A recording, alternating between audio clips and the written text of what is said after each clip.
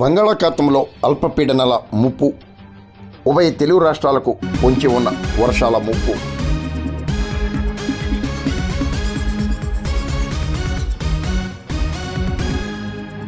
బంగాళాఖాతంలో వరుసగా అల్పపీడనాలు ఏర్పడే అవకాశం ఉందని భారత వాతావరణ శాఖ అధికారి ప్రకటించారు. ఈ నెల 17న నైరుతి బంగాళాఖాతంలో అల్పపీడనం ఏర్పడుతుందని, దీనికి తోడు తూర్పు పడమర ద్రోణి ఒకటి విస్తరించి ఉందని, అప్పటి నుండి రాష్ట్రంలో వర్షాలు జోరందుకుంటాయన్నారు. 18 నుండి కోస్తా రాయలసీమ ప్రాంతాల్లో కూడా భారీ వర్షాలు పడే అవకాశాలు నెలకొని ఉన్నాయన్నారు. ప్రజలు, ప్రయాణికులు, రైతులు అప్రమత్తంగా ఉండాలని భారత వాతావరణ శాఖ హెచ్చరించారు.